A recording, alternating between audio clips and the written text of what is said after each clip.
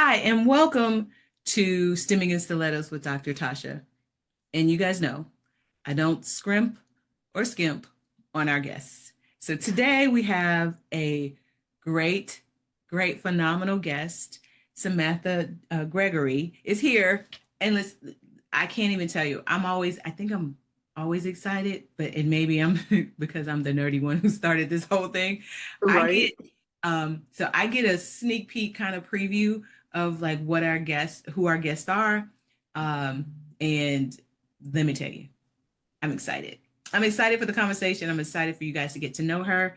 So, but first, I want to say hi. Hi, hi, Samantha. How are you? Thank you for agreeing to be a guest on the show.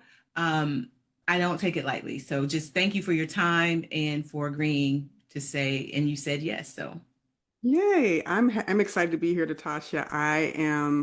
I love having these conversations, especially when it comes to STEM, and then of course how I've expanded beyond that. And so I'm looking forward to this conversation too. cool. So, as y'all listen, it's about to get good. It's about to get good. Okay, so how we start every show is that I simply ask and say, Samantha, tell us your STEM story. Hmm. My STEM story started, I think it was in my early 20s. Mm-hmm. I was just fascinated with the computer because back in the day, because I'm Gen X, so back in the day when the computers first came out and everybody was having more access to computers, I was like one of the first people to hop on board. My best friend had a Mac at the time, and I was just like, I want to learn how to use this. And then I learned how to use Windows, Mm-hmm. got the whole AOL discs that came in the mail and all that Yep. good stuff. So that's kind of how it started because of my curiosity and because I just wanted to know more. I'm a lifelong learner, always wanted to learn new things. So that's basically how it started. And then it evolved from there, looking into different systems at my jobs. I was the one that was always ready to jump in when a new software came, when a new computer or laptop system came, new everything. So I would go in and I would just jump in. I would learn everything I could. And I started to share with other people because they were like, "Can you help me? Can you show me how to do this?" And that just evolved from there. And that's even before I got my degree and was working like in IT departments, or in my early career as a single mother, et cetera, et cetera. So that's kind of how it started. And I've not looked back since. I'm not as involved as I was before, Yeah. but I still love it. So, okay. So I'm Gen X as well. So Okay. hey, me and you. Okay. Never Um, far. so how did it, well, like what was the thing? And maybe it just wasn't one thing Mhm. that kind of like piqued your interest, made you want to, sort of do that, go into IT, go into sort of this technology space. Like, what was the thing? I mean, I get that you were curious, but there's a hook. Like, what was the Yeah. hook? Mm-hmm. The hook was, I'd say the money, because I'm like, if I can get paid to do what I love to do anyway, that's the icing on top of the cake. So I was intrigued by the money because I was trying to lift myself up out of a, family situation where we didn't have a lot of money. My dad didn't make a lot of money. My mom didn't work. And so I had a hard time as a young person, as a child. Um, and I wanted more. And so this was a pathway to more and to me, um, not necessarily being the programmer, the person who, made all the computer science things work and building computers. No, I was the one, not just the one. I was the one who could explain the technical in a layman's term. I was the one who could make it simple for people to understand. And I had the patience to teach people how to use the technology. Wow. So I love that, and I wish there were more people who um, are able to do that because I think some of the barrier to entry for some people is the idea that, hey, I don't understand this stuff, right? It Hmm. sounds like you guys are speaking a foreign language.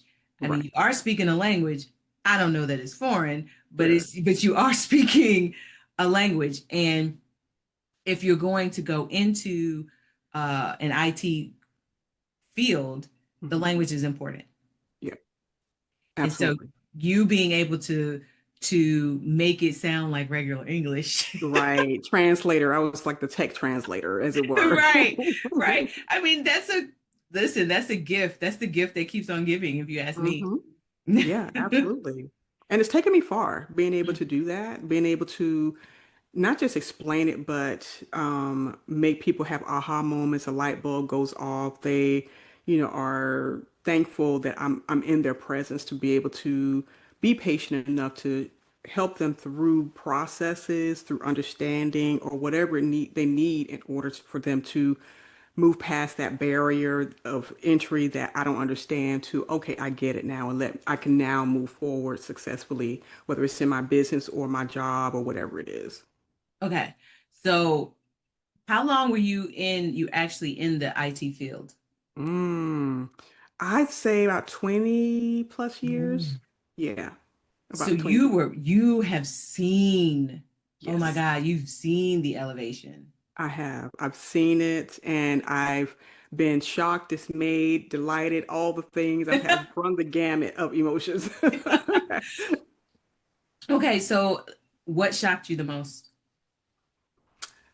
The level of what's the right word? Mm, pretend. A lot of people pretended that they knew what they were doing, and they really Oh. didn't know what they were doing. And because I'm not I won't say I'm a detail person, but I'm a big picture person, and I like to from beginning to end. I like to know what the process is.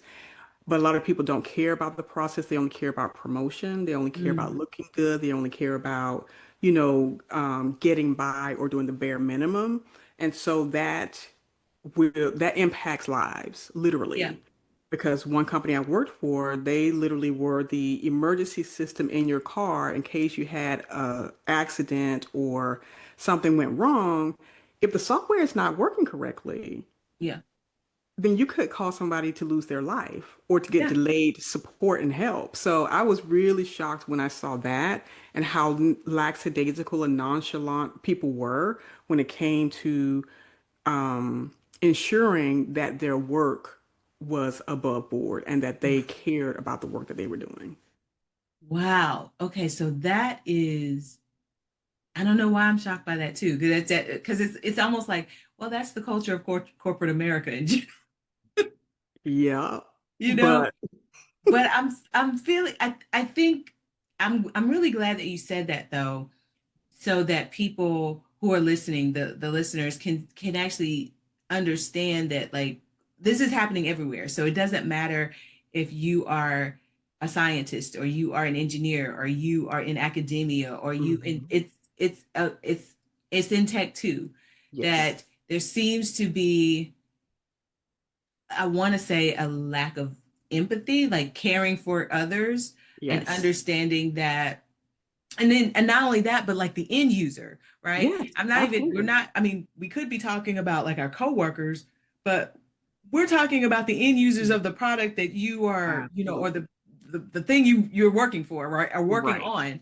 right. And so I wonder, and this is off the topic, but I just wonder if if you had a theory on like why that's so, what happened. Well, because tech is male dominated, right? Mm, And people in tech who are of the masculine variety, many of them are, again, concerned about the amount of money they're going to make, yeah, passing the buck, yeah. not taking responsibility, doing the bare minimum. And this is not a blanket statement for all, but for a majority that I encountered, they were not concerned about the human element behind the work that they were doing. And that's so important to recognize that fact and that truth because if they're concerned about themselves and concerned about their tech bro next door or Hmm. whatever, they're not concerned about the human element and the impact that their decisions they're in action their shoddy code is going to have on the people who are, like you said, the end user, because I work with end users mostly. Mm-hmm. That's where a lot of my work was. And so it was like disheartening to see that and to see so many people just not care, not care and make sure that they didn't get the blame for the shoddy work that they Yikes. put out. So not only did they not care about the shoddy work, but then they didn't want to take They they didn't didn't want want to to take take the blame for responsibility. it. Like No, that's and the crazy. right, Wow. and the crazy thing is the project managers or the program manager or a lot of managers would let it go. They would Mhm. not dig deep and investigate, okay, who's responsible for this and fix it. But so we went through there was like several versions of the software. So you fix one thing, it breaks something else. And I'm Right. like, this is computer science 101. What do you mean coding 101? Why are Right. you and I so yeah, I have a whole soapbox with that, but it was very That- frustrating that the quality of work was not prioritized more than the production yeah. part piece of it. So, okay, so I have another question. Sure. Is so if that's the most shocking, what is the thing that you fell in love with?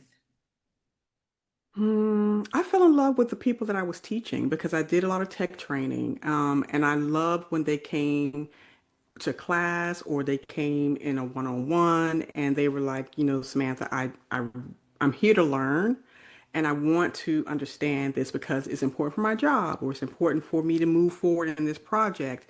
And just to see the joy on their face, the light bulb moments, okay, I really get it. Thank you so much. Because a lot of people always say, I'm so sorry. I'm sorry. I don't understand. And I'm like, it's okay. We all have to do baby steps in order to learn a new thing. And you're not behind because you don't know. You just didn't know what you didn't know. And now I'm here to enlighten you. So that was one of the best parts of being in IT, being in STEM. I love that. Yeah.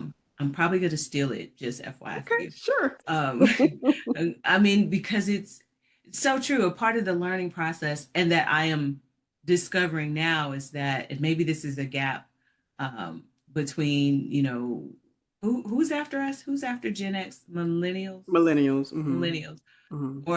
or Gen Z. Yeah, Gen Um, Z. I think that there's this gap in the learning process where we have learned or we have taught students, whether that's in a professional capacity or in a school capacity, that it's like really not okay to not know, Right. right?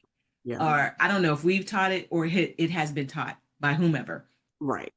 And so I think a part of the relearning, unlearning, relearning that has to Hmm. happen in the world in general is that it's really okay to not know. Like Sure. there's no harm, no foul if you don't know it, right? Right. Right. Um, it's up to you though to decide what you want to do about the fact that you don't know it, right? Right. So you could embrace that and be like, Hmm. all right, I don't know it and I'm good with not knowing it. Or you could say, you could say, yeah, I don't know that, but I feel like it's something that I want to embrace. I want to get to know it. I want to get closer to it. I want to have some level of understanding about this, whatever this thing is. Hmm. Hmm. And then you do that. Right. So I think a part of what's missing that I'm seeing is that, yeah, there's people are uncomfortable when Hmm. they don't know. Right. Yes, that is so true. And it doesn't matter what age they are either. And I think even in our generation, I think there is this shame for not knowing. Yeah, And that has been perpetuated, I think, throughout our entire education career. And like you said, it's been passed down. But helping to eliminate the shame of not knowing is so important for educators yeah, to really embrace and to say, hey, we're blank slates in this topic. love that. We're going to fill in the gaps. We're going to make sure that you leave with the knowledge that you came here for or what you paid for. So there's no shame in it. There's no shame in not knowing. We all come with a blank slate in several areas of our lives. I love that. Hmm. Okay, so when you decide, so I don't know if this is too personal, but I'm gonna ask it anyway. Sure, no worries. So so when you decided to walk away, and I mean from like not necessarily from the industry in general, Sure. but like from doing that particular job at that particular place, Hmm. what was that catalyst? And then where did you go? Sure. So most of my moves have never been because I was angry or disenfranchised by what I saw. It was because I needed to level up. And Mm, so I'm always, I've never been one who wanted to feel stagnant where I was or satisfied. And I think that's a topic that can be expanded on a little bit later, but I had an opportunity and every job change was because of an opportunity and I mhm, took the opportunity. So when I left the job where the, you know, tech bros weren't really concerned about the end user, mhm, I was recruited to do tech training because my specialty was SharePoint. And so I went and I was recruited to go and teach SharePoint. That's where the training came in. And I said, okay, this is an adventure. I get to travel all around the country. yeah. I get to share my expertise. It was easy for me. And so I just took the leap. And I stayed there for a while until I got into more consulting work. And I'm trying to think even after that. So I would just take different contracts here and there. And I just love that life because it was a level of freedom that most people are looking for, Yeah. but haven't figured out how to, navigate. So yeah, I left because it was an opportunity, and pretty much every time I left a position, it was because of a better opportunity that made me happy, that was more money, that was more autonomy, that was more flexible, because I was also, a parent and I needed to have that flexibility. I love that. I mean, and it's true. Yeah. I also am a consultant, and Hmm. so there is a level of sort of fishing for your own work and then being Yes. able to perform it. You Yes. know? Yes. You make Absolutely. your But own hours. You don't have to yeah. report to anyone specifically, except for, of course, your client, of course. Hmm. But at the same time, yeah, there's a level of freedom there that I don't know if people really understand. Right. Yeah. Exactly. Okay, so catch us up. Where are you now? Now I'm still, when I say I'm semi-retired, I Mhm. do a little bit of contracting work when opportunity comes. Mhm. If I want to take it. And if I don't, I just decline it or I just don't respond because I do get several inbox opportunities and stuff like that. And but outside of that, I am focusing on helping women in STEM in corporate America begin to transform the overwhelm and burnout they feel into better boundaries, more balance and bliss. Because I've been there, I was burned out, and I'm using my story and experience to support, guide, help other women to move to no take more control over their lives, not just their career, but their personal life, their health, their mental health, so that they can I was at first I was like, well, I want to teach them how to, do self-care better, but now I'm teaching them how to become self-devoted. So self-care Mm. is just a natural output from being self-devoted. Oh my gosh. Yeah. I just kind of sort of want to sit with that because it's so important. And I know Mhm. from experience that um, we don't take the time. We're always off to the next, doing something, probably doing something for somebody else, Of right? course. Building someone else up, so holding someone Hmm. else down, right? Exactly. We're doing all of those things simultaneously. And and somewhere in there, me, she, her, Hmm. they get lost, Yeah. they, if that person gets lost. I know I did. I was so busy trying to help, help the business Hmm. grow. I was so busy trying to, when I was in academia, trying to help the college grow. Right. When I worked for an ed tech company, I was trying to help them get as much revenue and train people Hmm. and deliver a curriculum, the best curriculum I could deliver, best Sure. curriculum and training I could deliver. Hmm. Um, and somewhere along the lines, I had these series of events that happened Hmm. that reminded me that, like, you matter too, right? Yes. And I don't want anybody to get to where I got to. Hmm. Like, I mean, I think I've told this story before, but I'll keep it short. So my wake up call was having a near fatal accident, car Mm-hmm. accident, Hmm. where I'm driving to the store at 8 o'clock in the morning to get some snacks for my kids. Yeah. Um, and I get T-boned by a van going 75 miles per hour. Wow. And um, I was lucky enough to walk away with bruised ribs, mild Mm. concussion, cracked collarbone. My whole left side was like, it was a bloody, bruised up mess from Bad. my shoulder, or from my neck on Hmm. down to my thigh, my Hmm. mid thigh. Just it was all bruised up. It was Yeah. just like something, just and the EMT said 6 inches. Ooh. He said if they had hit you 6 inches further up on the driver's side door, you would have been killed instantly. Hmm. Wow. Yeah. Oh And my it was God. in that moment where I said, no more.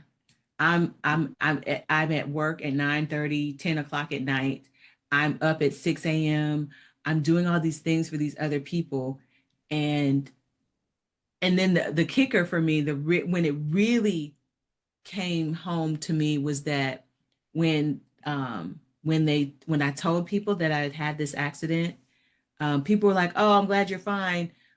What's your return date?" And Right. then they loaded up my first day back with, like, like, from the time I arrived on campus to the time I left. I was barely walking at that point. Right. And they loaded me up with meetings where I had to, never mind, I'm on medication. I have a A mild percussion? concussion, all Yeah. these things. They wanted me to perform like I was at 100% when I came back to work. Hmm. I was like, these people don't care about me. Not at I all. mean, it was just like a light, and I was so hurt. I'm not even gonna lie. I was so hurt. I was like, they don't, They they don't don't care care. about me. No, And if I don't start caring about myself, I'm not even going to be here for them not to care about. that part. And know that they will replace you ASAP. Mhm. If you happen to go into a coma or worse. So it's like, what is this all for? And finally deciding I'm worth more than the next project, the next meeting, the next, whatever the so-called the carrot they're dangling in your face.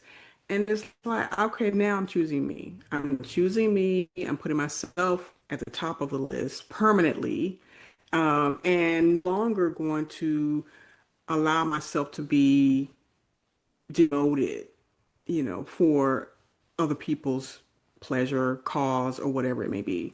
So I'm glad you had that wake up. I'm sad that it was such an accident like that.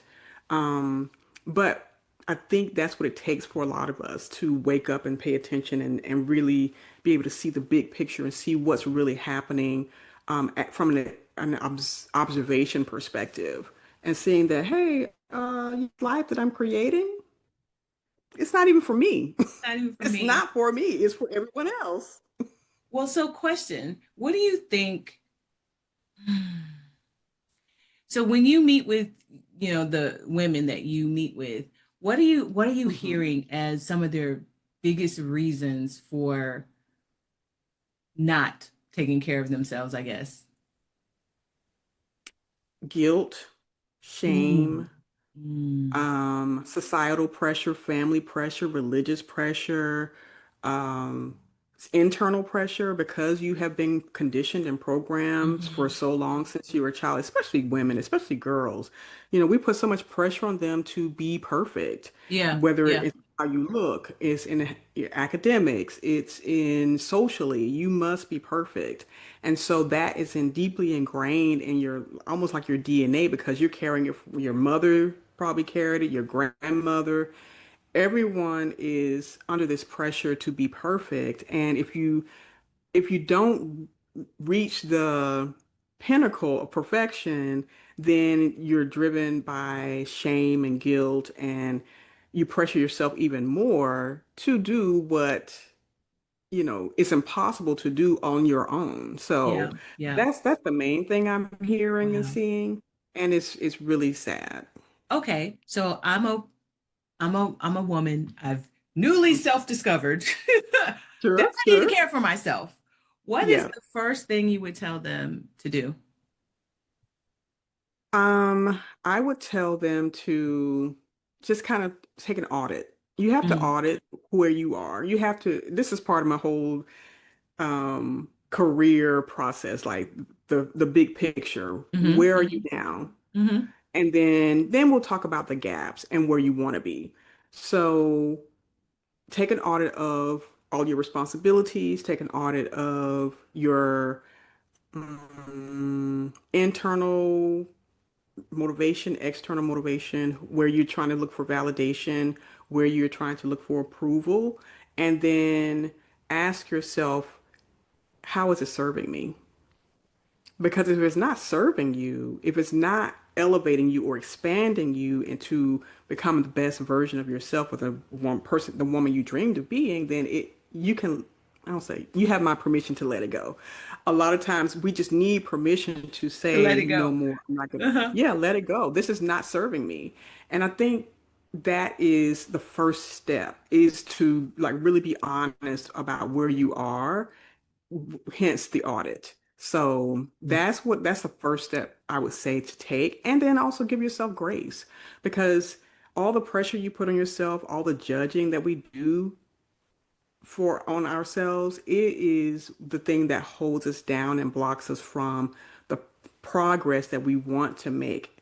Not progress so everybody else thinks we look great or because we're pleasing someone else, because that people pleasing syndrome is deeply ingrained and entrenched. And so Yeah. it's like do the audit, decide what's working for you, what's not working for you. And you have to really, really be honest with yourself about that. And do this alone. Don't ask anybody their opinion. Don't ask anybody how they feel about you doing this.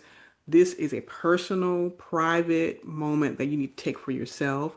And it may take some time, like, a couple of days to sit there and just really to feel into what it is that you're feeling and maybe write it down or record it in a voice note or something like that. So you can kind of get centered and begin to really see where you are so Mm. you can know where you want to go. So I love that. And I mean, I love the idea. Um, not yes, I love the idea of an audit. I love the idea that we should do an audit. Hmm. Um, and I also know that that in itself can be transformational Yeah, for some women because who's done it? Like, I mean, exactly. who has the time, right? Right. But if we want them to be able to say, let me stop, Hmm. take some time, sit with myself Yes. and be honest, Hmm. like, about whatever the questions are that's on the audit or in the Sure. audit. Hmm. Because one of the things that I've learned along the way that you never lie to you. So Right. you taking the time to sort of really get clear and being honest with yourself is that was in there. It was in there Hmm. the whole time. It's The why whole. you're feeling anxiety. It's why you feeling, however you're feeling about whatever situation, right? Hmm. And it's your internal um reset bar, Yeah. right? When you get a chance to write it out, say it out loud, Hmm. there's something that happens in your body when you Yeah. do that. Hmm. there's a release and an acknowledgement that yes, this is what it is. Yes, And then you get to choose what that's to do. right. That's it. The choice is so profound. And I think that we often feel like we don't have a choice to do anything different. Yeah. But that's a lie we've been told and a lie we perpetuate in ourselves because it feels safe to not go against the status quo. Mm, But love we that. have to go against the status quo in order to rediscover, recover, reclaim who you are. Mhm. And you must make a decision. The choice and decision, they're like cousins. And so to make an active, intentional decision about what you will do going forward is important. And that doesn't mean you're going to all of a sudden, because you made a decision to take care of yourself and practice radical self-care or self-devotion, that doesn't mean it's going to automatically happen. It just simply gives your brain the opportunity to recalibrate a bit and to say, oh, okay, we're doing something different. You Mhm. may resist a bit because we have resistance. No matter what people say, there's going to be resistance there. Yep. But that doesn't mean that you can't continue forward little by little, step by step, incremental change so that your mind and your body catches up with the decision that you've made. Mm. Okay. Love that. I love it. Thank you. No, I Yes. mean, because I feel like one of our listeners today on this show is going to really get that. Hmm. And to that end, tell the people where they can find you. If they are looking for you, where can they find you? Where can they go to look for your program? Sure. Where can they find it? Sure. So my website is selfcarealchemist.com. You can go there. Also, I'm very active on Substack. And so it's called bliss.substack.com. And it's the actual newsletter is my Self-Care Oasis. And this is a place where women can come and feel safe and grounded and also receive guidance and support in their journey from burnout, self-sacrifice, self-neglect, to bliss, better boundaries, and self-devotion. I am on LinkedIn. That's like where I hang out the most, and that's where we met. Mhm. And I also do TikTok sometimes. And I'm on YouTube. I have a podcast, a Self Care Oasis podcast, and you can find that on all the places where podcasts are, whether it's Apple, Spotify, YouTube. So I look forward to, being inviting you to my community so that, we can support one another and, hopefully transform you into a alchemist yourself. Mm, love that. Yes. Okay, last question. Mhm. And this is the question that we ask every single guest on every single show. Okay. If you could travel back through time and talk to your younger self, what advice would you give her and why? I would give her the advice to not change who you are Mm, because you're perfect and you know deep down inside who you are. Um, and I would say that because I've spent so many years trying to mold and shape myself into what other people thought was palatable and acceptable. But the person that I was is the person that I'm kind of becoming again. And so I would say, don't change. Just mm, be who you want to be, become better because you want to become better and not because someone says that you should be this way or that way. So that's the advice I would give her. love that. So true. It's like one of those things where, I feel like we learn that lesson later in life. And I almost wish that it happened sooner, Yes. because we would not waste as much time that, Mm-hmm. as I like to say, turning and twisting ourselves into a pretzel, right? Mm-hmm. And it's Mm-hmm. like we weren't meant to do that. No, no, We're not meant to do that. not at all. Oh man. Okay, well, I have really enjoyed my time with you. I enjoyed this conversation so much. I feel like I need to have you back on to have some other self-care talk. So I'm reserving the right to Absolutely. ask you to be a guest again. My pleasure. My pleasure. And I do want to share that I'm starting a self-care office hours. Yes, yes. Tell That's people where, when, what yes. time. Mhm. That is on my website, selfcarealchemist.com/ what did I put it? No, I'll have to send you the link. So the link will Okay. be below, So, but it so starts February 19th. Sorry. Go ahead. okay. So you guys, it'll be on the show notes, right? It'll be in the show notes. And so you guys need to go there, make Mm-hmm. sure that you're logging in, you're signing up, you're subscribing to her Substack, all the things, right? Be her friend on LinkedIn. Well, maybe, I don't know. Yeah. At least follow her on LinkedIn. Just follow Yeah, her. Just follow me on that's all. Okay, there LinkedIn. you go. You Yes, got it. Got it. I got it together. right, right. Part of my self-care is being very selective. So, hmm yeah, hmm yeah. Like, who are these people? I get it. I get it. Um, all right. So thank you. This just thank you again for being a guest and just for bringing all of your knowledge here. I really, like I said, I really treasured this conversation, and it actually brought to light some things for me that I'm going to actually go do Yeah, very good. after we get off here.